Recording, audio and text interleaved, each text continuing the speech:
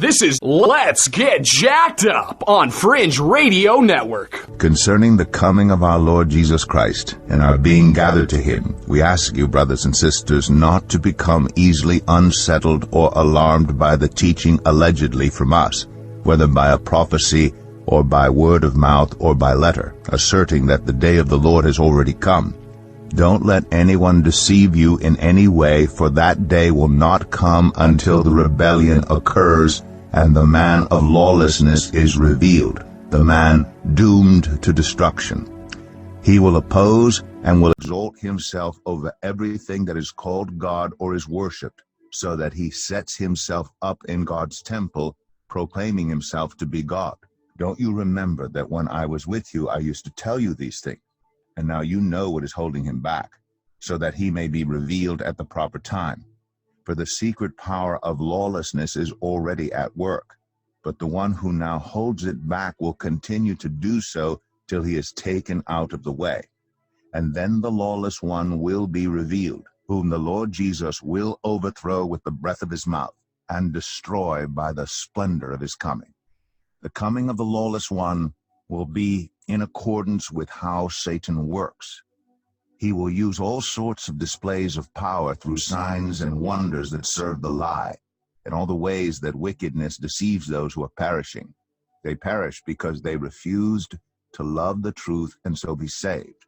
For this reason, God sends them a powerful delusion, so that they will believe the lie, and so that all will be condemned who have not believed the truth, but have delighted in wickedness.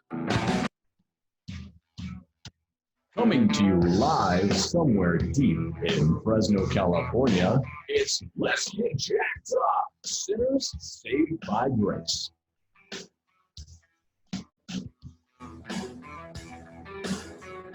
Now, here are your hosts, Tim and Bobby.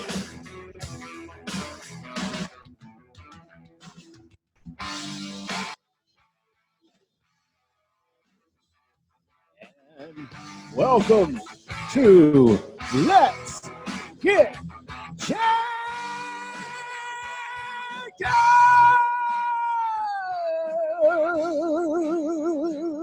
Yeah! Yeah. Welcome to Let's Get Jacked Up. Oh, brother, how you doing, Bobby? I'm doing okay. How about yourself? We're doing. Yeah. Sorry, I was muted there for a second. Well, that's okay. I muted you. Oh, is that what happened? Okay. We are doing something different, guys. We are live on Zoom as well. Actually, I don't know if we're live on Zoom, but we are recording on Zoom, and we're going to upload it right after the show on our Facebook page. That's the plan anyway. Hopefully we could do that.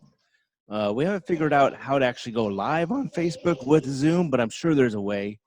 But we will see. I don't know. Yeah. We got to do the homework on it. I'm new to Zoom myself, so I'm learning all kinds of stuff on this. So anyway, we are on the Fringe Radio Network, and we are Let's Get Jacked Up. And we are jacked up for Christ. And, man, that was a good intro with 2 Thessalonians. And, hey, soon and very soon we will see the King. It sure feels that way, you know. And I'm ready. I'm ready to see the King. You know, the worse this world gets, Bobby, the more I want to go to heaven. I don't know about you. Yeah, actually, you know, and that's why, you know, we've had several discussions off air about what in the heck is actually going on. And I have to say that I don't care, because when the time comes, you know, and there's nothing we can do about it. So, I mean, we could sit back and watch, but we can't do anything about it. I like the mug is nice. Yes. I've got mine over there. I'll be grabbing it during the commercial break. Let's Get Jacked Up mug. We only have 2, but we were going to get these out, and now it's kind of on pause. But anyways, yeah, you know. With us today is Michael Basham. Michael, are you on with us, or do we have to get you back? Is he on here? I'm here on Messenger. I can't hear Bobby, but it's great to be here, guys. And thank you so much for having me today to to just get to fellowship with y'all and get into some Bible prophecies. That's right. Oh, he can't hear my sultry pipes, You huh? can't hear Bobby. I didn't even think about that. Yeah. Okay. Way to go. I tell you what, Michael, we're going to shoot you a thing on Zoom. Send me your email, and then I'll get you on Zoom. Okay, got it. I'll send you my email right now. All right, cool. That way you can hear. Dude. Yeah, that way you can hear all of us. Yeah, I'm sorry about that, man. All right. All right, so Bobo. I can hear your beautiful voice, but I can't hear Bobby yet. Yeah. So Bobby. live radio. Yeah, live radio, that's for sure. Bobby, tell us about, or tell me anyway, because you were going to have a drive-through service. Yeah, What okay. happened with that? All right. Don't even get me started. I'm so hot about this right now. So, with all of this stuff going on with the COVID-19 and with all of the issues at hand, being quarantined and the social distancing and all that stuff, my pastor still wanted to do something special on Easter. So we decided that we would do what we nicknamed the drive-through sermon, right? So people would come in and they would literally park just like they would at like a drive-in movie theater. They'd roll down the windows and they would listen to the sermon. I was actually in the process of trying to grab a hold of an FM transmitter so that people can actually listen to it in their radios. Now, So what is an FM transmitter going to do? So it allows you to, yeah. So basically, it's like a radio station, right? So they have their low wattage, but for instance, there's some that are in the cars. They're like a 1 watt. Okay, a 1 watt transmitter can shoot out a signal for anywhere from 1 to 300 feet. Oh wow! They have the ones I was looking at was a 5 watt, and they could do about 2 miles. Okay. And so I just needed something because it's only like $60. And the problem is that I was trying to borrow one from someone because I could order it, but it would take 2 weeks to get here, and they would be too late by that point.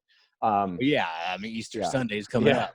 Yeah. So, anyways, long story short, we decided that we were still going to have it. We're just going to have speakers plugged in throughout the parking lot, and we're going to go for it. Somebody from our church got a hold of this idea and started asking questions. I don't know what the purpose was of asking the questions, but it was relayed to us that the city council was aware of our activities and basically told us that we were not allowed to do it. Now, I didn't hear this firsthand. This is just from what my pastor relayed to me. But essentially, we were told that all forms of social gathering are not allowed, even though technically we were all going to be completely separate, Right. So, yeah. Yeah, and that is true because I was wondering how you guys are going to do that because all of a sudden they decided no gatherings, basically. And Well, but the thing is that if the windows are rolled up on your car, or if they are rolled down, but your car links away from each other, that's within the 6 foot minimum.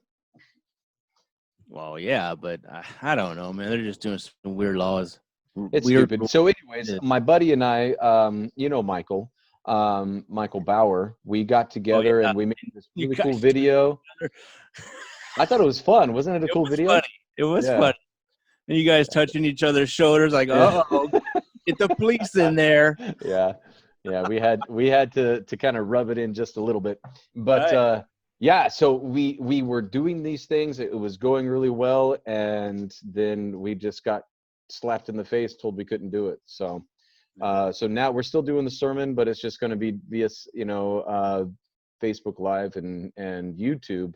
But, the whole point of us, my buddy and I put together this video, and I might still show it, or maybe I'll put it on the link so that you guys could kind of see what it was. And it was just the idea of social distancing. People are treating social distancing as an excuse to be socially distant, right? As opposed to being physically distant. And Yeah. so we were kind of breaking down the interpretation of social distancing is to be 6 feet away from one another. But too many people are reclusing themselves. They're putting themselves in a box and tucking themselves away and are disconnecting themselves from interactions with people. Right. Well, so what your thought was, or you and your pastor was thinking, hey, let's get everybody in the parking lot, roll down their window, right, and have a message. And I guess they don't have to roll down their window, but they could. Yeah. And through the radio. Right. Well, and that was the whole point. So the radio was really kind of like an icing on the cake. But it was going to be just a couple of songs that we were going to have everyone sing a cappella because it was something that we could just do, it was going to be fun. Yeah. I thought it would be a lot of fun. Can you imagine people driving by and hearing a parking lot full of people singing? I mean, that would have been amazing. But another thing that they were saying was the fear of noise complaints from the businesses surrounding, because there's no homes around us.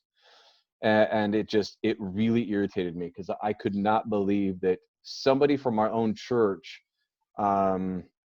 would do this. And again, I don't have all the information, and maybe I'm possibly pointing blame in the wrong direction, but whether it was just a simple inquiry or it was designed to try to put a squash because of fears of things, I just don't think that it was appropriate, That's too bad, really. Yeah, it really was.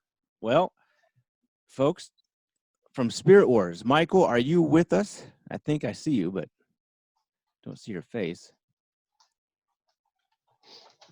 Not yet. It looks like he's still in the setup phase. Okay. Yeah, we're all good. So anyways, let's talk about, let's transition a little bit, Tim. I know that you've been really big on some really big conspiracy stuff lately. You've been throwing some really crazy stuff out to me. Hey, I calmed down, but I only send you stuff now that's really... You're calming down yes.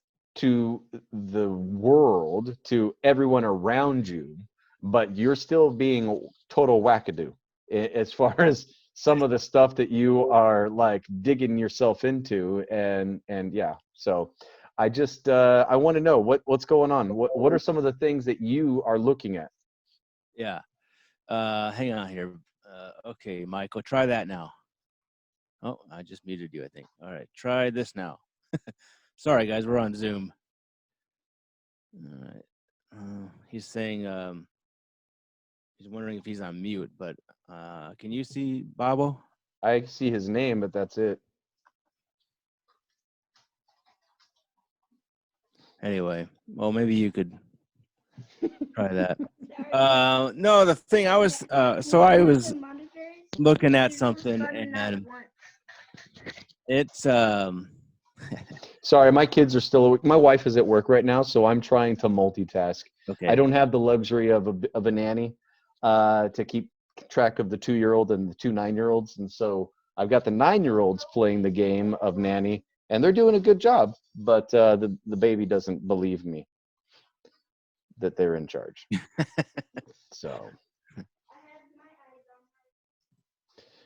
you know what I'm going to try doing? Let me try pausing the record. Maybe he can come in after that. Okay, let's try that.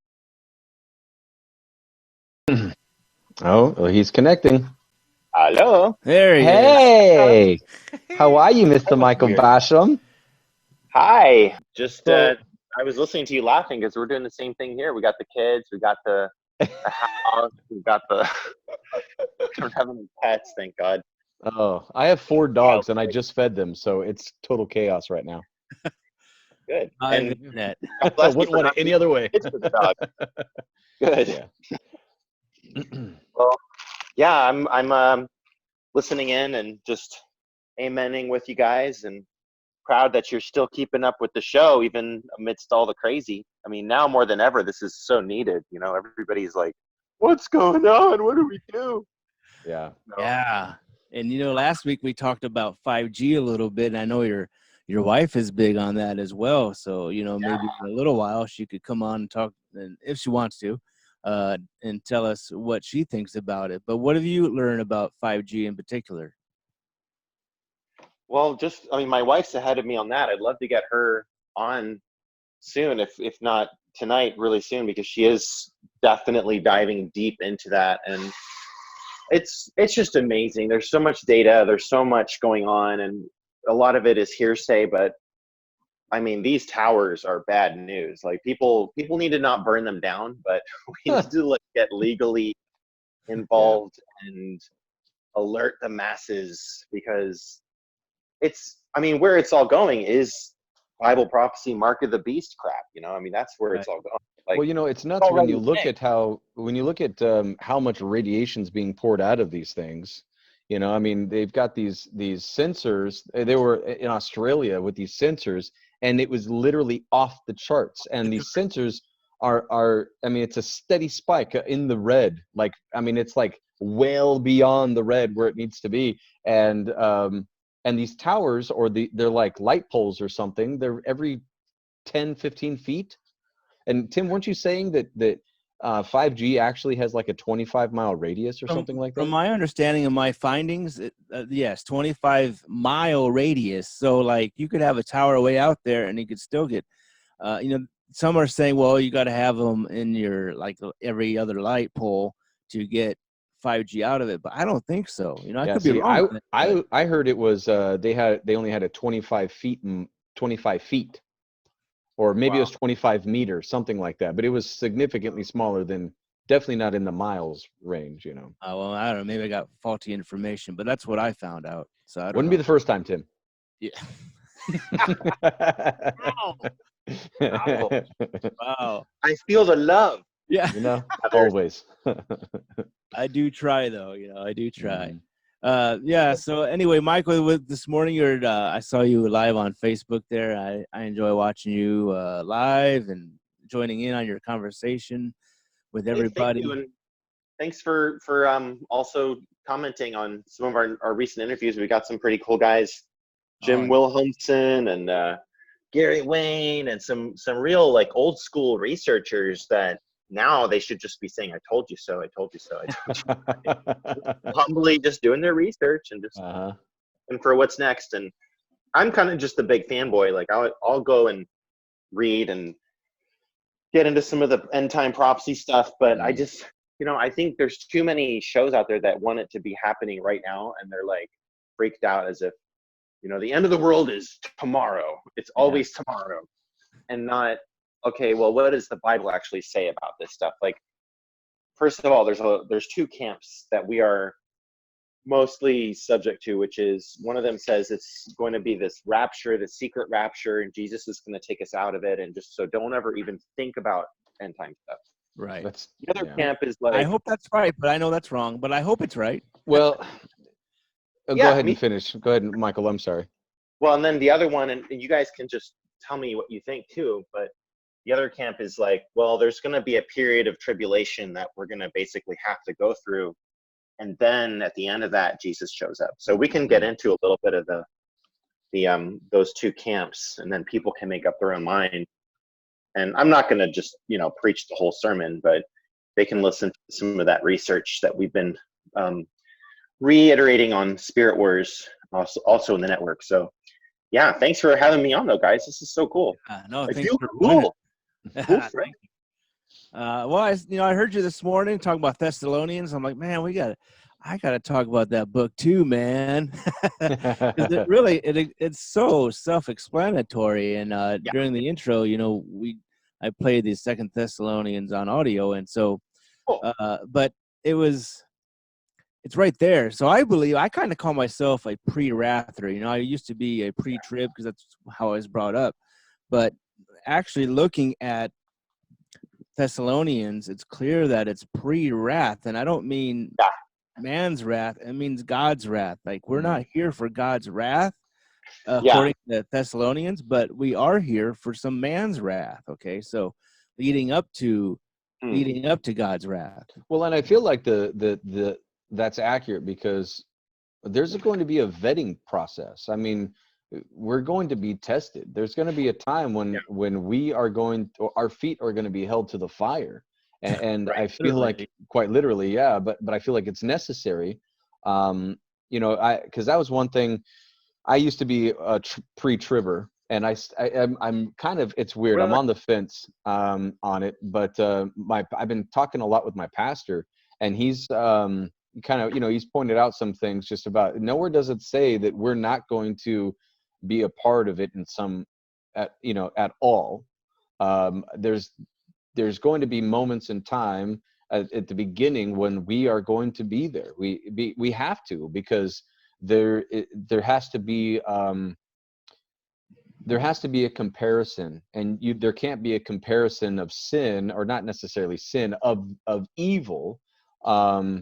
You can't have that without God's children there, and Right. so I think that's going to Wow. be kind of a part of it. Yeah. Well, exactly, and the whole idea of us just getting out of it scot-free is something that came out of the Schofield Bible and other Mm. kind of false prophet teachings in like 200 years ago, and it was very popular because at that time there was this sense of like, well, maybe Christianity is just about going to church, it's just, and that the word Christianity, it's actually Christians. It's another longer word, shin, but it's basically it means slave of. So it Yeah. was considered a derogatory term to say a Christian. You're a slave of Christ. Of course, the Mm. Christians are like, heck yeah, sure. I'm not. Yeah. Right. People Yeah. used to call themselves was the people of the way. The Christians, followers of Jesus, were called the people of the way. And Mm. so we were completely an ecclesiastic, called out, dropped out, separate society, Mm. totally persecuted and living kind of like the prophets of old, like, sometimes directing nations like Joseph, and other times being beheaded and chased around, and Well, living in caves, what's catacombs. what's crazy about that, though, is that here in Western civilization, we find that to be some crazy, almost folklore. But you go to the Middle East, and they're experiencing that. Christians are experiencing that every day. That's right. So it's interesting that again, we put such a light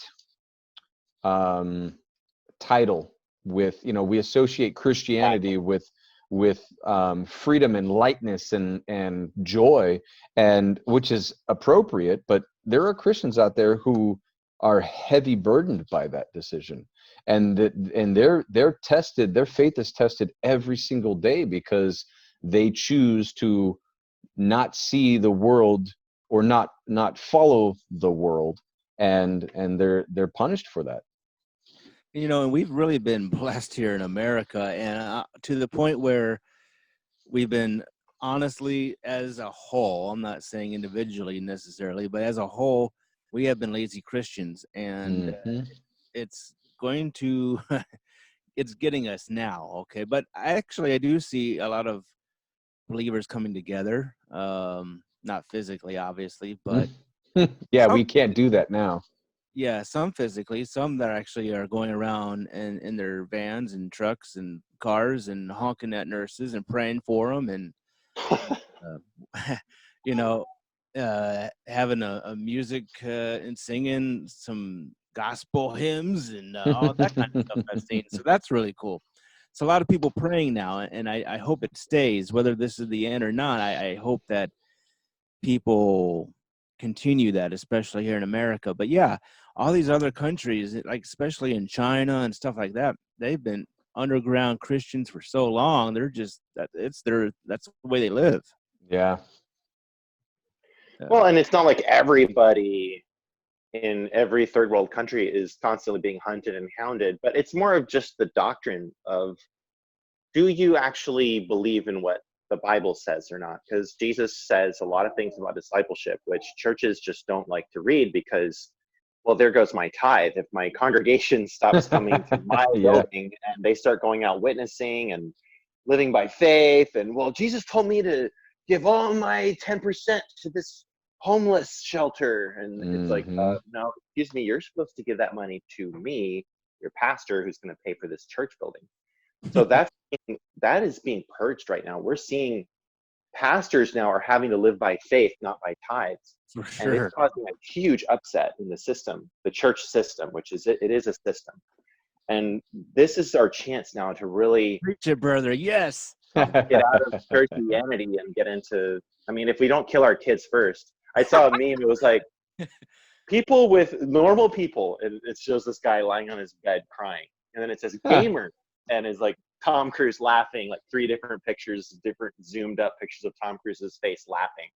And then it says people with small children. It just shows this whole like landscape on fire, like destruction. That's funny. 3 kinds of people. But then there's people like us who've been, they called us everything under the sun. I mean, I was in the Children of God cult too. So I mean, I'm used to it.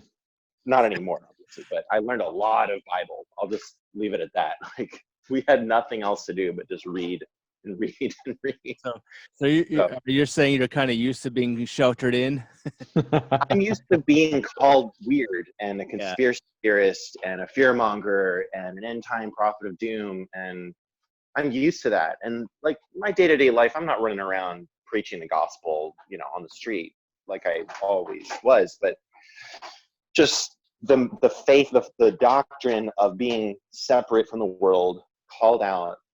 I've experienced that. I have lived in communes with underground Christians in communist China and India and Taiwan and Japan, and I know how it operates. I know how you can actually live pretty well in an alternate world society, minus the cult control factor.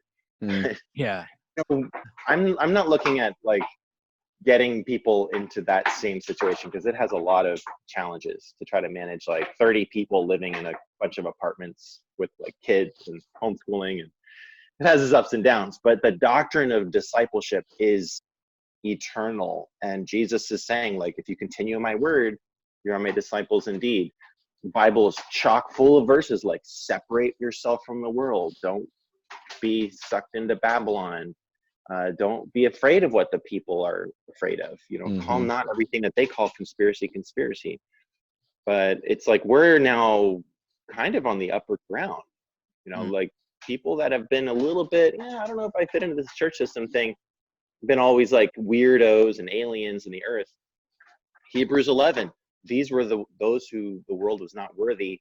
They were the aliens on the world. And our true home is heaven and the New Jerusalem and among all the saints. And it's according not to your works, but according to your fruits and how close you are to Jesus in the end. That's what he's going to rate you as, you know. All these healing ministers, most of them, they're terrified of the virus. They've closed down their churches.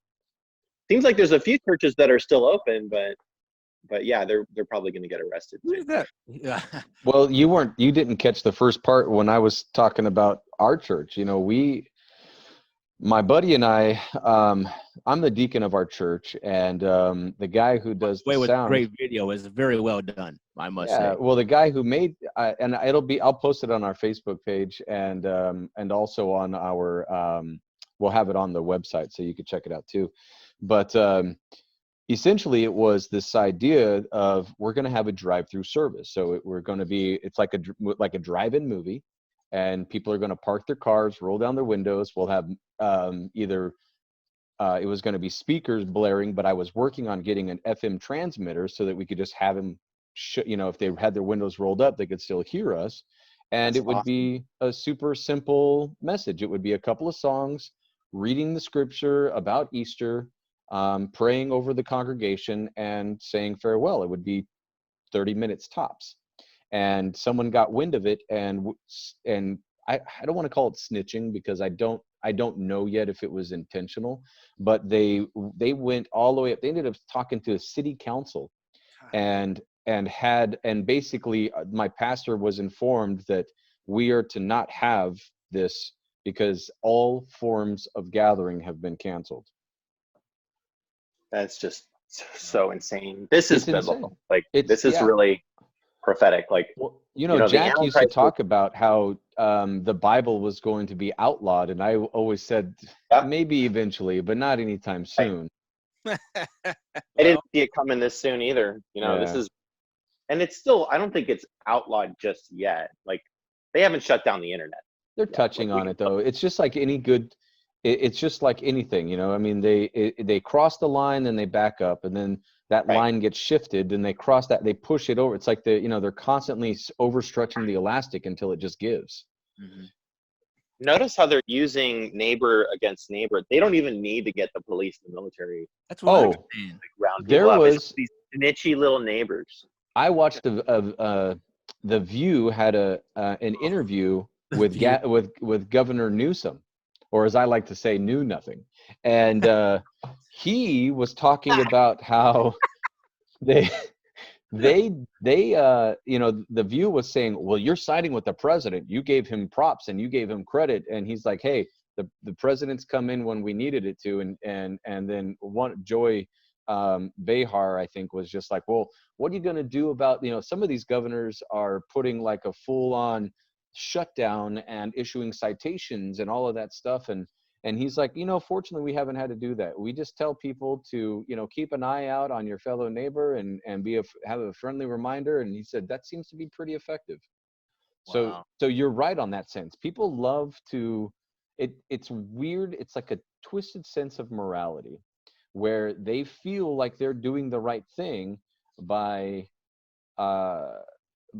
making sure that people are following the law, regardless of what that law says. Yeah. Gosh, sick. Yeah. It is sick. My daughter is eating the plug. Eat the plug. Oh, fun. Anyway, speaking of, she's just looking at me like delighting over this plug. Sorry, that's why my camera's off, because I'm sometimes having to grab and rescue her. That's right. I don't know if yeah, you could tell in my background, I have a dog sleeping on the couch, so it all works out. Well, welcome to Soviet, Nazi, everything our grandparents fought against. My Estonian grandparents both escaped from Nazi Germany and Soviet Russia, and taught us since we were kids, do not ever let this happen again. Wow.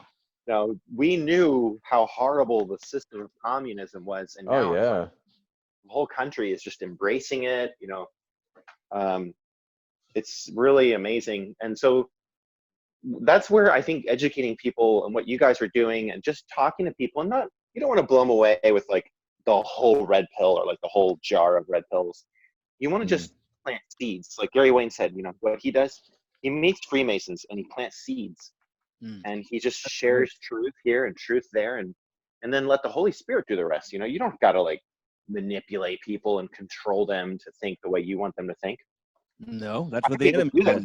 You don't have to, but that's easier. It's an easier outcome because you're guaranteed to get the results that you want. Well, I don't know. Yeah, I've been there. I've been down that road before. Manipulating people to get them to do what you want them to do. It lasts for a little while, but then once the funding runs out or the cult disbands, it's like, I don't know what I believe anymore.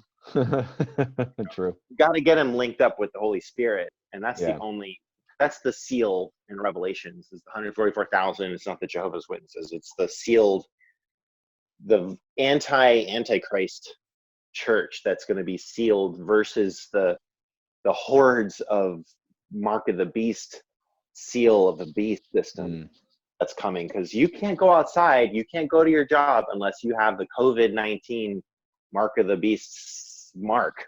They're actually talking about putting a mark on people, or say that you've had the vaccination. Yes. Yeah. Did you hear about that? No, that one I haven't heard, but I did see a funny meme though about the COVID-19 being exposed to the COVID-19 prevents you from getting COVID-20, which is the start of the zombie apocalypse. Yeah. Oh. Hey, Tim is looking like, wait, that. what? I won't laugh too hard about that, And there's so many memes about time travelers that come back to 2020, and they're like, have the dead body started reanimating yet? Yeah. I love those. See, this It's so game, I funny. forgot what it's called, but this game is you could get downloaded on your cell phone. But they're basically it's a bunch of Marines or something like that, Army men shooting at zombies, and they're in this helicopter or something like that, and there all these people, well, zombies are trying to get on the helicopter or something that these Marines are on, and they're just shooting all these zombies. I'm like, are they trying to tell us something? Well, you know, it's funny, when the COVID-19 thing first came out, it reminded me, I used to play a game called Plague, and it's called Plague. Yeah. Plague, yeah. And it was exactly this. It was, you know, how can you, as the virus, the bacteria, the spore, the whatever, completely destroy the population? And every time you always started in China. And if you started in China, you always won. So Wow. either that or India, you know. So it's crazy how that kind of works out. But Michael, tell us about this mark of this vaccine. You know, there's just been a lot of reports coming from a lot of people, which I wouldn't necessarily be able to like go on record and quote like exactly the source just yet. But this is coming from actual churches in Hawaii that have friends, and they're saying like this is practically what they're going to have to do. And this is not technically what's going to happen, but it's kind of like what they want to have happen. Sort of like they wish that this vaccine or that this virus killed more people. Like it was going to be their Illuminati wet dream to see so many people die. And yet they kind of released it a little bit too soon because of, you know, the impeachment wasn't working out and Trump wasn't really a Russian agent. And so they're scrambling. The Democrats are losing, and they don't have anybody except like Creepy Joe, and they're like going to lose. And so they've been talking about Joe. I like that one. Yeah, he keeps like sniffing all these little girls. And I just don't. How is it that this guy? Okay, so there's this guy on Facebook that I follow, and he put together a compilation of. He's like, you know, people during this time we need to laugh, and he's like, and what better comedian than our president, Donald Trump? He has some of the sharpest quips and the quickest comebacks that I mean, it just burns people left and right. And one of them he was talking about, he's like, one of the reporters quoted Joe, and immediately Trump said he didn't write that. There's no way he wrote that. That had to have been written for him. Have you seen what he actually writes, what he actually says? You know? It just cracked me up, because I'm like, when I have an itching suspicion that Joe Biden is terrified to be on stage with Trump, because Trump is going to, I mean, Joe might get sympathy votes because they feel sorry for him. You know what I mean? Because I just think that Trump is going to burn him to the ground. You know what? I mean, people like Trump, they don't even have to rehearse their lines or figure out what they're going to lie about next. They just stand on the side of reason and reality. And of course, they have a bombastic sense of humor. But that is my wife, actually. My wife is that way. She is the type. She has such a sharp tongue at times that my daughters have adopted, and I'm like, you're 9, you should not be talking like that. Thank you. You know, but yeah, some people just have it, and I personally think it's hilarious when adults do it, but not my children. Right. So, not at you anyway, huh? Yeah, not at me. That's right. Not in my house. Yeah, not in my house. No, so this mark of this vaccine, I'm sorry, go ahead. So the mark of the vaccine is intertwined, and 5G, one world government, name your conspiracy, they're all kind of intertwining at the same point here. Whoa, an Army helicopter just went overhead.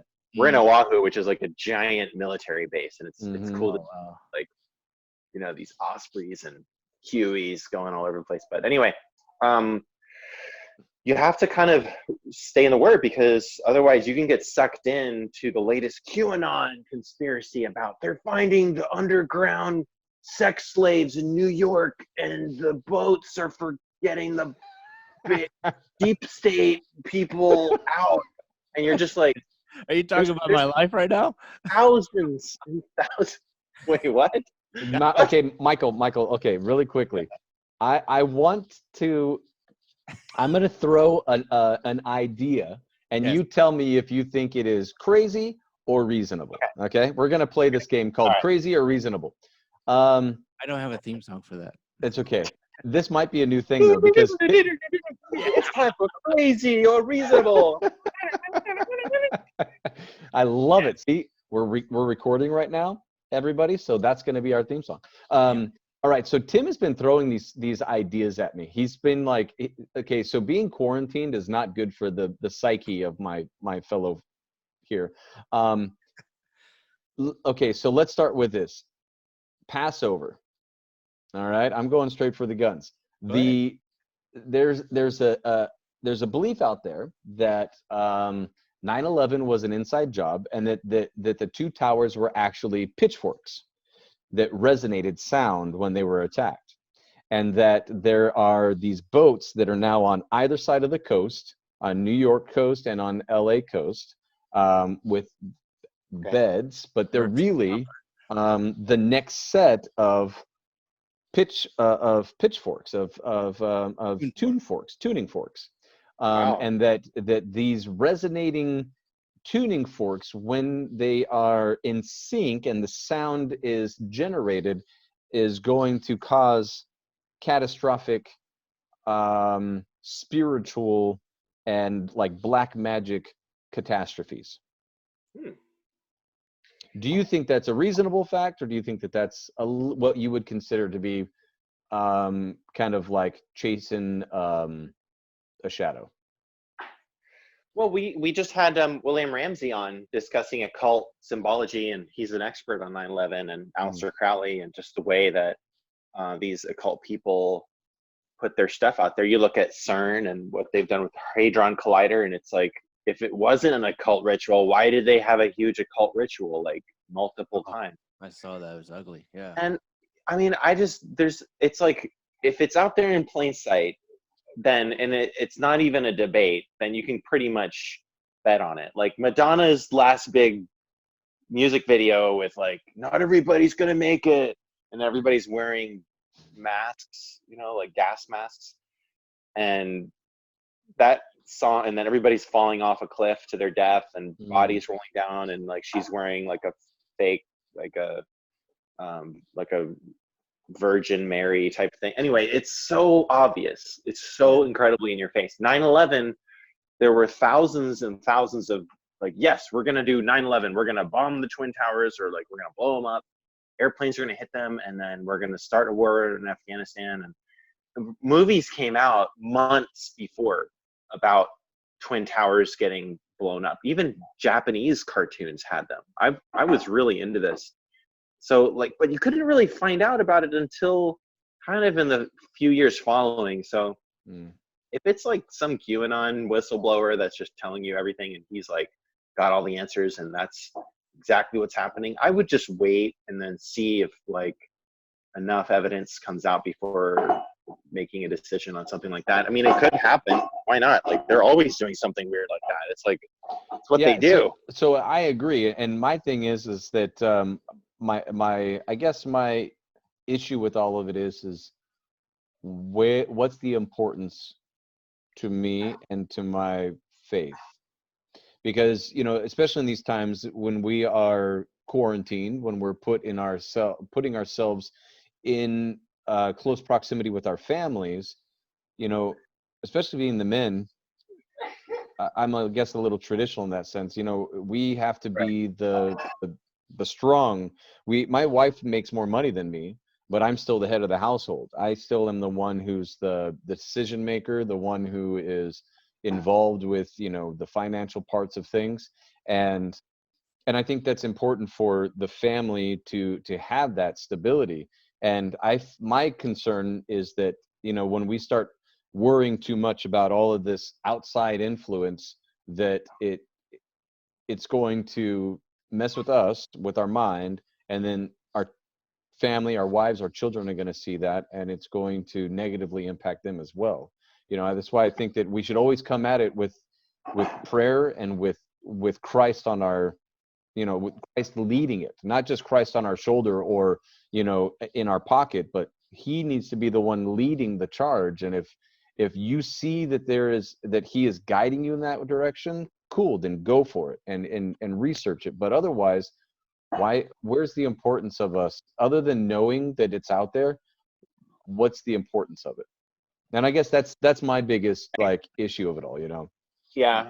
Well, you got to give me some more weird stuff too. Like, I mean, I love listening to this, but I just find it, a part of it is like intellectual stimulation in a way. Yeah, kind of I can see that. Oh, I never thought about that. Or like, yeah, see, and I can appreciate that. I do appreciate that. I just, my biggest thing is that if when you start, when you become focus more, kind of like the person who snitched on us at church, right?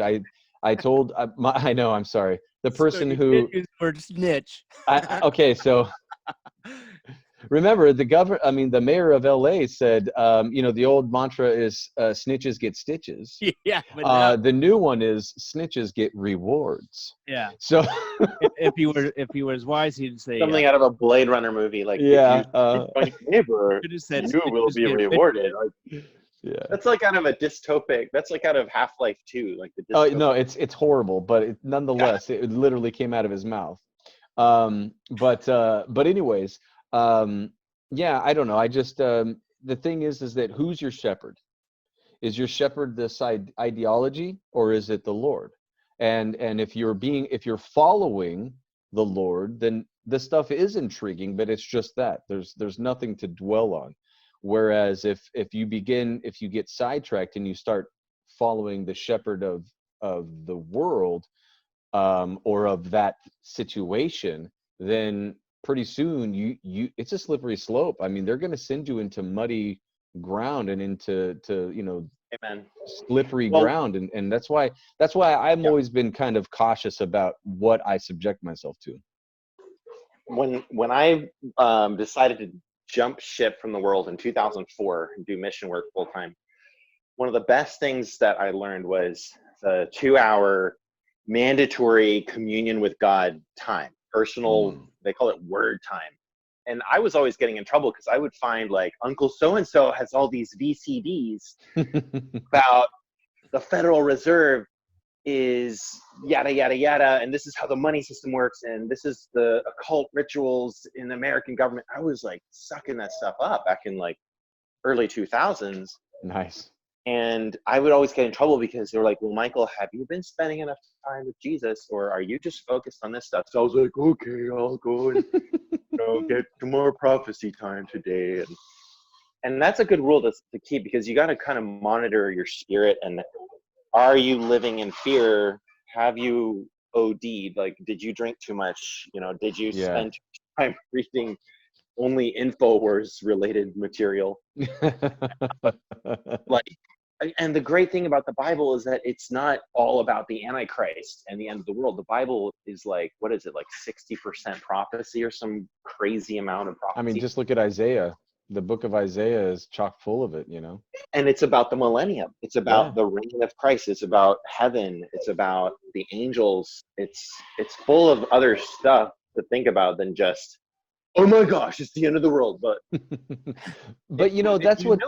that's where the money is, though, because I mean, you were talking about before how people, the Christian, and how it became just about church, back in the 1800s.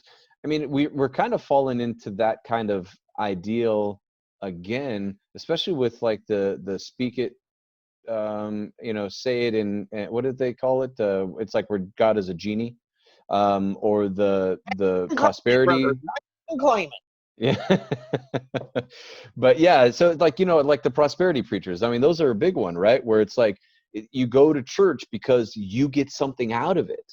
And I'm not talking spiritual, I'm talking physical. You get something out of it. The pastor gets something because you're giving him your money, but you are doing it with the understanding that you're getting tenfold in return, or that you are getting into God's good graces because you're lining his pocket. And it's such a backwards way of thinking. Right. So you're actually doing it for the wrong reasons. Right.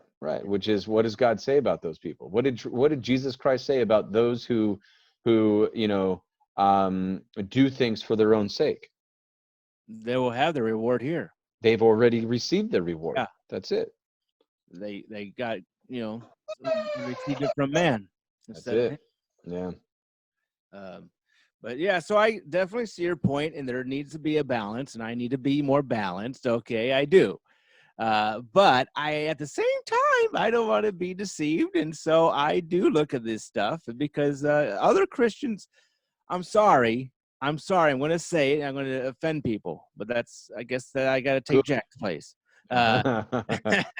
Um, but they have their heads in the sand. A lot of Christians have their head in the sand, and they have no idea what might be coming. Maybe this isn't it, and I pray it actually isn't.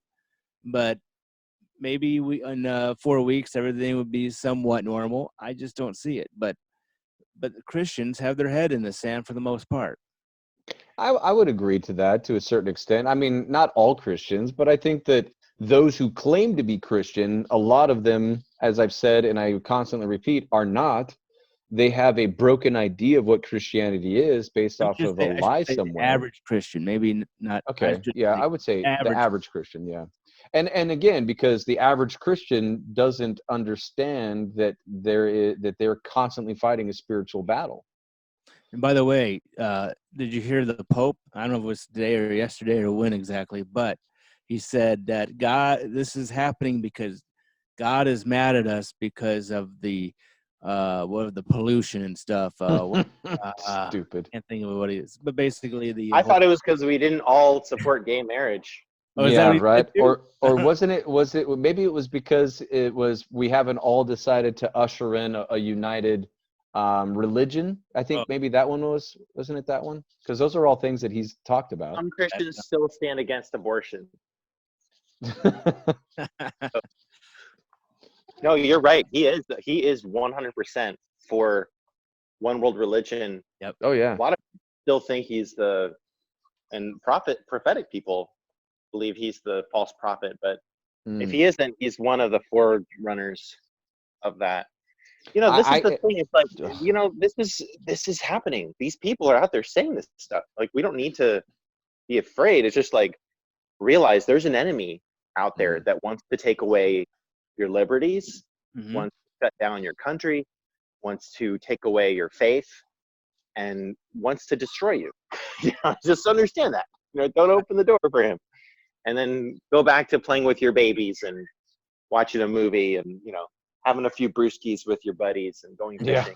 Yeah. But just understand that, there is an enemy out there that hates you. It's not fear mongering. It's just like, let's have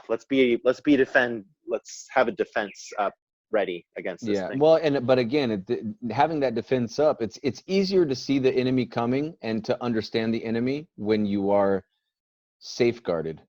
It's different when you are left out in the open and all of a sudden you're bombarded. And I think that that's the problem that so many people are going to walk into, is that they're going to be ill-equipped because they're relying too much on themselves, because that's just what they've always done, and they haven't relied on Christ. And there's going to be dire consequences from that. Right. That's where the intimacy with Jesus comes in, as numero uno. Yeah. And everything else is just kind of second to that. I mean, in the future, we're going to have to change our life pattern, which is going to be great. Like, another thing that I was trained not to do was get sucked into some career or some job. And I mean, we would work in China to pay the bills and, teach English or whatever, but it was considered as a missionary, you weren't supposed to really have a system job, as they said, which has some good parts to it, like not being I kind of agree with sucked into your career, like not making an idol out of that. Paying the bills, yes, yeah, absolutely, but living by faith, like, now we're all gonna have to learn how to live by faith a little bit. And I find myself going back to some of that training where it was like, sometimes people would just donate out of the blue, like, here's $50, or here's $200, or here's a house, or here's a car, and here's like all of our extra food from the restaurant that we can't sell. Farmers right now are throwing away tons Milk. of Yeah. milk, eggs, because the restaurants aren't buying them anymore. Why Mhm. aren't they donating them? Exactly. That's what my thought was. We're Well, you know getting it. what? Here's why. I bet you because there's FDA's got a regulation against it. No, you're I right. mean, do you know the loopholes that they have to go through just for some of the simplest things? I mean, there needs to be a when we're in a state of emergency, all bets are off as far as regulatory systems, right? I mean, not saying that we just start willy-nilly giving things away, just, whatever, but seriously, like if you've got 100,000 eggs, give them away. And the FDA should be loading up their own trucks to deliver them, That's right.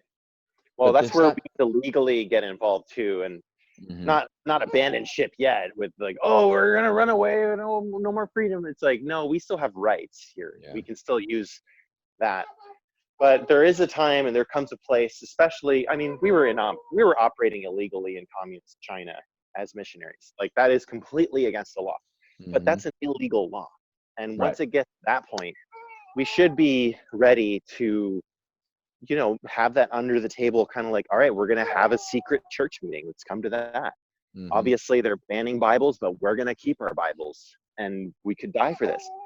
It's just going to come back to that eventually. Not tomorrow, Right. not next week, but it's like that's their wet dream. That's what they always do when they get in trouble in power. Sorry, let me take care of this little munchkin. Go for it. No worries. Always go after your faith. They always go after the Christians. Why is it that they hate Christians so much? Why don't they hate like Hindus or Buddhists? I mean, they do too. There's some sects of Buddhism that they hate a lot. Falun Gong is one of them.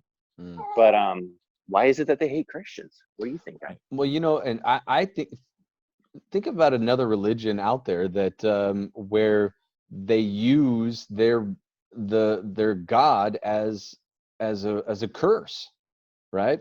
I mean, people will use Jesus's name as a swear word, why? Where does that come from? Well, because he is the one true God, and they actually know it deep inside, deep down, but they will not accept it. Well, and there's actually a line of thought out there that all of us are demon possessed until we accept Christ. So imagine then that you're demon possessed, and so all of those thoughts and all of that hatred towards God is natural because your spirit is dwelt within or shared with a demon. Interesting. Yeah. Yeah, I was in Taiwan for 10 years, and a lot of it is about like, we have to feed the ghosts or they will do bad things to us. Like, Yeah.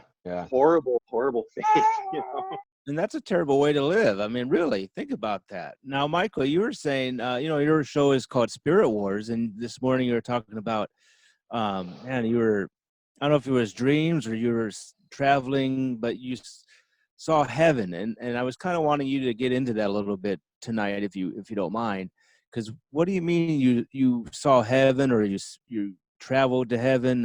You were saying something like that. I don't want to quote you, misquote you, but what do you say about the heaven? Ask me to talk about the stuff that's going to lose all my Christian friends. Thank him. Thank you. I love you so much. I'm just curious about it because I'm like, wow, that's something. I've never seen heaven myself, but other than the description in the Bible. Well, start reading other people's journeys there and see how accessible it is. Some people have literally gone there, I believe. I think there's like physical, I was there, NDEs. I'm not that kind of person. Like I haven't yet totally died.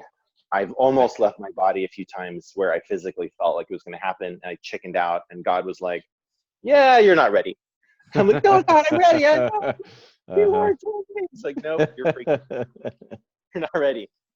But I have had those times of deep prayer, and we won't say meditation so we don't lose all your church audience, but it is a sense of quietness and going. In the Bible, it says you go into a room within a room get some music going, get the dirge playing, the minstrel, and you eliminate all distractions and just see what comes through that portal, and just deliberately ask the Lord to start to show you about, what does my heavenly mansion look like, or what's my guardian angel's name, or get into prophecy. Prophecy is not, everybody should be able to prophesy. It's not a big deal. Like, and you don't have to be afraid of, like, is this a holy true word of God or not? Well, just wait and see. Look at the fruit of it. I've had prophecies that absolutely came true within minutes, and then others that came true within years, and other ones I might be like, it might have been my spirit affecting that my channel may have not been exactly pure. But the point is, you do it. And then once you get to a certain point with prophecy, you're allowed to ask the Lord to start showing you, almost like in word pictures, where you're like, all right, what does this throne look like? What does that river of life actually look like? Can I see Eden? What was Eden like? And then I've had some of those moments where I was just like deathly ill and immobilized and like half awake, half asleep, where just visions just started to come. And it was like that movie Limitless, where the guy's like completely able to utilize his whole brain. That started to happen to me in Japan when I was separated from all pastors, church friends, family. I was just in someone's house in the countryside in Japan, and I could start to see the Bible. Like, I could go there and just, like, according to my faith, like, I was allowed to go and just witness, what is that waterfall? Like, Eden is not just like this happy garden. There's like real interesting topology and geography and just the colors and the smells, and it was wild. And once I had that experience, I was hooked. I was like, get me out of the planet, get me again. Like, I want that drug again. Yeah. Incidentally, I did end up trying some kind of substance. I think it was related to some plant called marijuana. And it was feeling like, this is exactly how I feel when I'm accessing heaven, except it doesn't have that weird, like, oh, I'm taking a substance to feel this way. It was like a pure, heaven is a pure, clean place. And it's, when you think about the world, even in Hawaii, I talked to a lady yesterday. She's like, Hawaii became a hellhole in 2014. Yeah. And I'm looking at her like, I'm sorry, but it's kind of true. Like, this place is so beautiful, but there are so many problems here. So much crime, so much sin, so much filthiness. And I don't know what the heck is wrong with this place. Heaven is not like Hawaii. Hawaii is beautiful outside. Heaven is beautiful inside. The people there, you don't have to be afraid of the people that you meet, the families, the Christians, the saints, the angels. And there's stuff to do. I've had experiences where I was like, Lord, let's find out, what are the armies of heaven doing? What are they planning? Like, what kind of technology are you using? Where are the horses of the apocalypse being kept? And it's to your faith's, to the extent that you have faith, you're allowed. There's nothing in the Bible that says you can't go and seek the things that are above. Now, are you going to tell everybody? Maybe just a certain group of people that are ready for that. Right. And it should be a normal thing in our lives to seek the kingdom. We sit there watching TV all day. Well, what if you turn the TV off and you actually start to seek the Bible, the characters in the Bible, find out what is Noah doing? What's going on up there? And I don't know how else to talk. I would be lying to you if I told you I haven't experienced some of this stuff. And some of it might be considered, oh, he's meditating, or oh, he's doing like Christian Dungeons and Dragons or whatever. But the problem is every time I've done it throughout my life, you still need faith. It's not witchcraft where you see the demon, you sacrifice the bunny rabbit, and through the blood of the bunny rabbit, a demon's face emerged. It's like, no, you need faith. Like, you need faith to believe some of this stuff. But then there's just enough evidence. Like, the next day, God would confirm something just enough to keep me coming back. He's like the best drug lord ever. He keeps us coming back. And you heard it here first. Jesus is my drug lord. Okay, I'll just set it. Well, though, I have to say, though, part of that is also that you become hyper in tune to his word. So what you are perceiving as him giving you a kind of like a glimpse of you're doing the right thing could have just been him always doing that, but you're just now receptive to it. And I think so. And I mean, if you read like Rick Joyner's Final Quest, and I've interviewed Rick, and I asked him about those visions that he had in there. Bob Jones, listen to some of Bob Jones's encounters.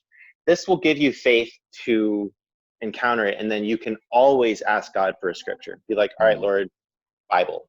You show me this weird random thing, like prove it in the Bible that I'm not, way off. Because it's crazy. Like there's a lot out there. Lots of things. It's bigger than the planet Earth, and I've been around the planet and I've seen a lot. I speak languages that like I'm weirded out. Like I opened some video game music video the other day, and I forgot that I could read Japanese, and I started to like look at the characters. Like, oh my gosh, like I can understand this. This is weird. Like I felt violated. Like why do I know these? Yeah, I don't know how you do that, man. Yeah.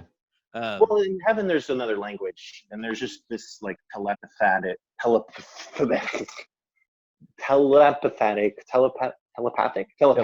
Yeah. images broken into your mind. So like Yeah. you might not be writing perfectly the prophecy or the vision, but there's an image that's like burst through your consciousness, and you are allowed to transcribe and write the vision, and that's basically most of the Bible. So you have to think about, like the people that wrote the Bible, they were inspired by the Holy Spirit, so they had to go through some of this stuff, I'm sure, as well. Absolutely, and we don't even have all the prophecies of Ezekiel or Daniel. Right. We only have like their best hits album. What about all the ones that was like, yeah, this is okay, but we're not going to put this in the Bible. Right. That's not going to strike a chord like this one. But I mean that even happens in today's time. I mean, one of the things that is part of my testimony is being a deacon. I have to. There are times when I counsel people, and there are times when it's not like I zone out, but I don't understand exactly what's coming out, but it is exactly what is needed for that individual. And those who come in frustrated and upset are, walking away praising God and feeling renewed, and I have nothing to do with it. I was there, but it wasn't me, I love that. I mean, what you're doing, you're really doing the real Christian thing. Like sometimes I feel like we're kind of way out there in like the nowhere man's land, and that's kind of why some of this stuff comes out pretty bizarre. But if you're actually ministering to people face to face, and deliverance is a big one too. If you're aware of, I come from a pretty foundational background too. My grandfather wrote Deliver Us from Evil, which is like one of the main handbooks on deliverance. Pretty old school stuff, but it still works. But like I don't usually get to do that very much now. So if you're doing that, that's really cool.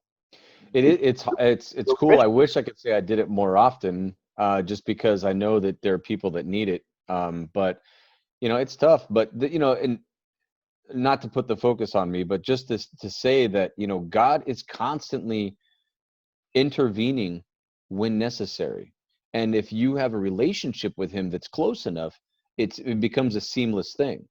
There's not a pushback. There's not a resistance. It becomes, like I said, seamless. Easier. Yeah. I think the thing that keeps us is the dirtiness of the world, like the way everything is just sinful down here. And I think we need to really grasp God's love for us and acceptance through the blood of Jesus, not based on how holy are you today? How many souls did you win on the street? How many Bible verses did you read? We read the Bible to remind ourselves of His love and acceptance and forgiveness and grace and mercy, and re-equip yourself with the promises. We go and save souls out of the overflow of like, wow, God is so good. He blesses me so much. Let me tell you about Jesus. Not, God's gonna whip my butt when I get home.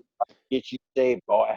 And it's I'm glad that you brought that up, because I struggled for a long time, because to this day I don't think I've actually saved or led anyone to Christ directly. Yeah. But I've come to terms with the fact that that's not my position. My position isn't to go out and convert people, right? I don't think I'm good at that. I don't think, because my thought process is, you hear what I say and you listen and you do it. If you don't, you're an idiot, So that doesn't really work out too well for trying to to win people over for Christ. But what I have learned is that it becomes effective, though, for those who are Christians to kind of have that line of thought, because by that point they know better, or should know better. Yes. And yeah. so when I do talk to people in that little bit more direct way, I guess, that I can't say hasn't gotten me in trouble before, but it's better. My personality is better suited for that type of interaction than it is for, just a blind conversation about Christ on the street, where I would end up making somebody mad and beating me over the head with something, I know. It's tough in America now, but you go to these third world countries, or even just a Buddhist country, and you're like, yeah, I'm a Christian. And then they're like, I had this one guy, because I stopped doing the whole street witnessing thing a long time ago too, which, I mean, I need to get some tracts printed up. Like, I really should have them, but we're getting there. But anyway, I had this friend of mine who was raised Buddhist, but spoke perfect English. And he was kind of a business partner type thing, trying to show me how to do some sales. And I ended up not really working with him after that. But anyway, one day he was like, well, Michael, last night I had a dream, and it was about the Lord. So I was just thinking, I should ask you, how can I become a Christian? And I'm like, really, God? You're gonna drop Okay. Wow. That's It was- like biblical, though. I mean, that's like, one of the kings of the Bible, like, it's It was crazy. it was so obviously like this God just Here you giving go. overripe fruit. Like, and then what do you say to that guy? I mean, what do you tell him? And I was kind of like, this is an old friend of mine, and I didn't get all like, oh well, I happen to be the right person to ask about that. It was just like, well, let me give you a Bible, and let's pray let's pray the salvation prayer, and then I gave him some little points about how you can maintain your relationship with God, and welcome to the family and all that, and that was it. And he still calls me brother. He calls me up every once in a while. It's like, he's a Christian now. He considers There you go. himself a Christian. So, and that's amazing, and it's so refreshing to hear those stories, and to know that, again, it's cliche to say, but God is alive, exactly. And yeah, it's hard in America. It's really hard. Well, because it's easy street. I mean, look at some of the most impoverished people in America would be, scoffed at in other countries for even considering being impoverished. So I mean, if you've got clothes on your back, I mean, don't get me wrong. There is a large community of people who are impoverished and who are in desperate need, and I sympathize for them. But in context of our conversation, we've got it good in America. I mean, we really do. I mean, I'm able to talk to you guys thousands of miles away in some cases, and for what?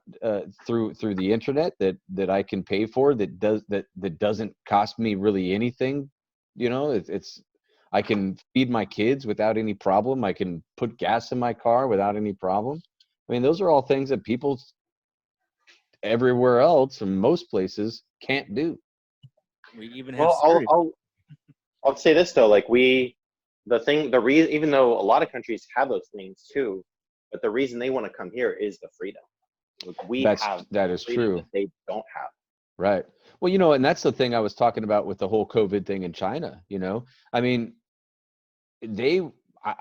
numbers aside, we're not going to discuss that because I think that's a total farce. But the reason they were so successful in their self-quarantine is because, people try to correct me and say that that's not necessarily true, but as a communist country, they don't own themselves. They're owned by the government. And so, or at least that's what they believe, or their subconscious believes, their psyche, because when the government says you do not come out until I tell you to, they say, yes, master, and they stay put. And I think that's why, when a city that has hundreds of millions of people are completely desolate, when their streets are desolate, what does that tell you about their country? Where in America, we're like, you know what? Hey, yes, I got COVID. We're going to do our best. But, in the end, we live our life, Yeah, you're right. I've seen people in sub-zero weather, like with ice picks in the street, like dozens and dozens of people, all ages, with ice picks in the middle of the street, hammering away at the street. They're not getting paid. Mm-hmm. And the French missionary that I was working with there, he looks at me, he's like only in China. Like, yep. That's it. Only in China, because that's what they're told to do. So that's what they do. Exactly. And that's why when you go there, every other person is looking at you and they're like all proud about their great feast that they set before you or their nice apartment. But then you can see through their eyes, they're like looking at you, crying in their eyes. And they're like, take me home with you. Mm-hmm. Take me home with you. So sad. Oh. We have a lot to learn from them too. I mean, they've weathered incredible war, and if you guys ever want to do a show about the modern history of China and that whole thing, I mean, that's a huge subject, and it's something I think people need to understand too. Their background and Taiwan's kind of dynamic and kind of some of the mysteries of their religions. Right. Well, and even how Hong Kong plays into all of that, because that was the great experiment of the British that actually worked out. Yeah, and they want freedom. And just long story short, before this whole virus thing started, I had a very prophetic dream. Like, I'll dream about this and that, but this was like one of those dreams where you're like, oh my gosh, this is meaningful. Write it down because so you don't forget.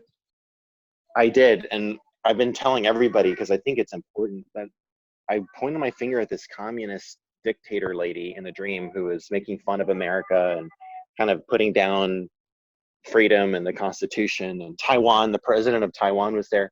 And I just got so mad at her. I stood up and I pointed my finger at her and I spoke in like totally fluent Chinese, like way more fluent than I actually speak Chinese. But in the dream, I was just like geared up and ready to go. And I was like, pretty soon all of China's going to look like Hong Kong. You're going to lose your country. Like, everybody's going to rise up against you. Oh. Just got all embarrassed and sort of sat down and shut up. And I woke up and I was like, what did that mean? And then this whole virus thing started. And if you think about it, it was a distraction to keep people from learning about, Hong Kong's success. Because now Wuhan was also the place where the city where it started, Wuhan virus, they were protesting the government because of bunch of environmental things. Yeah. Right. Yeah. I didn't even know about that. A friend of mine called me up and told me. So I think China's going to be the big one. Like, they're going to become a free country. And let me ask you this now. Do you think, we're getting ready to go on a break, but when we come back, we'll talk about this, because people fear China as a communist country. But what do you think the implications of them being a free country would mean to the United States?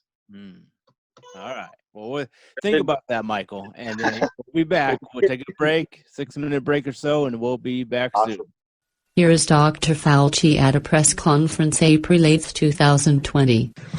Having been through other serious issues, particularly the very painful early years of HIV/AIDS, when people talk about conspiracy theories, you will always have conspiracy theories when you have very challenging public health crises. They are nothing but distractions. I can assure you, we have so much to do to protect the health and the welfare of the American people that I would just hope we just put those conspiracy stuff and let somebody write a book about it later on, but not now. You're listening to Let's Get Jacked Up on the Fringe Radio Network. Remember to like and follow us on Facebook and Twitter at Let's Get Jacked Up. Check out our website at letsgetjackedup.com. Listen and download our episodes from our website, the Spreaker app, and of course at fringeradionetwork.com.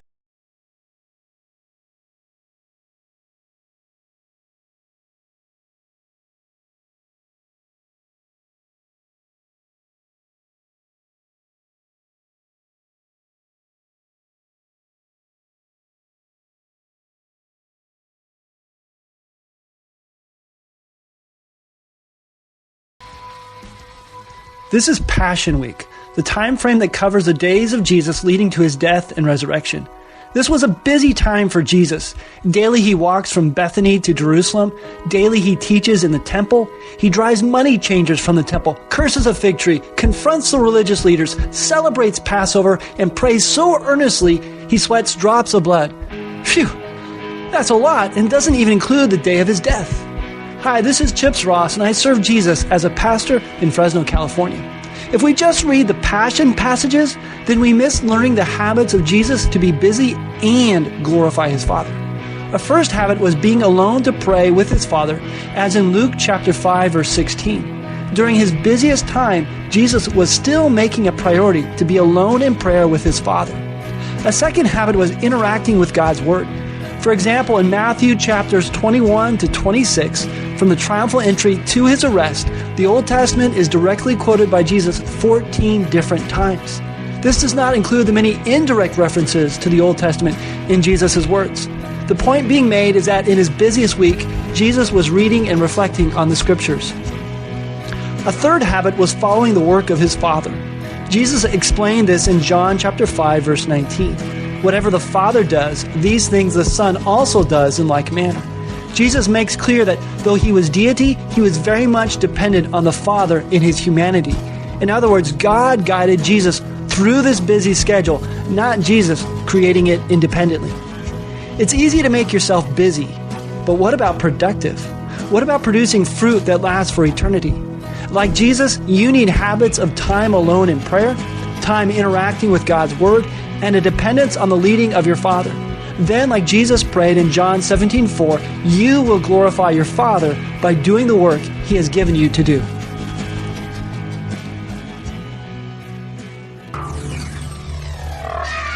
Well, hello, Earthlings. This is Captain Leap Walker, the alien for the Fringe Radio Network. Say, you can listen to Tim every Thursday night at 8:30 p.m. on Let's Get Jacked Up on FringeRadioNetwork.com. Plus many other great Fringe shows, like End Time Tribune, and According to the Scriptures with host Matthew Miller, The Iron Show with Johnny McMahon, Spirit Wars with Michael Basham, Canary Cry Radio with Basil and Gons, Fire Theft Radio, A View from the Bunker with Derek Gilbert, Getting Understanding, and Eyes Wide Open with Leonard Olivares, a movie show called Biscuit Reviews with Flaky Layers, plus much more. Check out FringeRadioNetwork.com.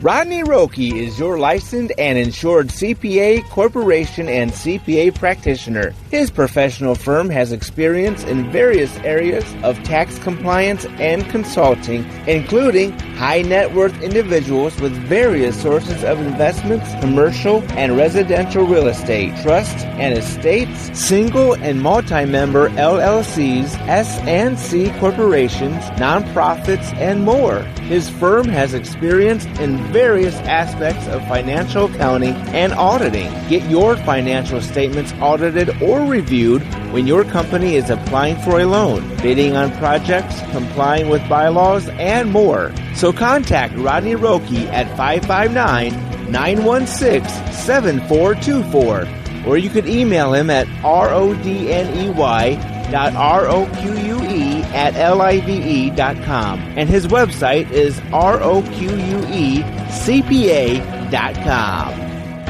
West Coast HVAC Pros. Quality service at an affordable price. They offer service, repair, and installation of all major heating and cooling systems. Over 28 years of experience. That's more experience than I had at the White House. They specialize in air purification systems that help kill bacteria, viruses, and help with allergies and odor control, like Hillary's feet. They also install whole house fans, which help with energy consumption during the summer. They offer financing 12 months, same as cash. They can be found at Facebook. And contact Emilio at 559-351-9123. Hours of operation, Monday through Friday, 9 a.m. to 7 p.m. and Saturday, 9 a.m. to 2 p.m. That's more than I work. Do it for America. Welcome back to the show. This is Let's Get Jacked Up on Fringe Radio Network. Alexa, how long will the coronavirus last? The virus itself may last only 2 more weeks or so, but the faction known as the Democrat Party will continue to make it last psychologically for at least 6 more months. Their motivation is to thoroughly ruin the economy and blame our great President Trump for it. They are trying to stop his inevitable re-election by any surreptitious means possible. It is well known that people who do not suffer from TDS are too smart for this hoax and will not allow it to go beyond 4 more weeks. The lazy Americans with TDS will continue to milk the government for more money and time off from work, confusing it with being their sugar daddy. We can agree that not longer than 4 to 6 weeks and America will be back online. Alexa, did the government release the coronavirus? According to Event 201, the government planned this event, created the virus, and had a simulation of how the countries would react. This simulation occurred October 18, 2019. The government released the virus among the population and has lost control of the outbreak.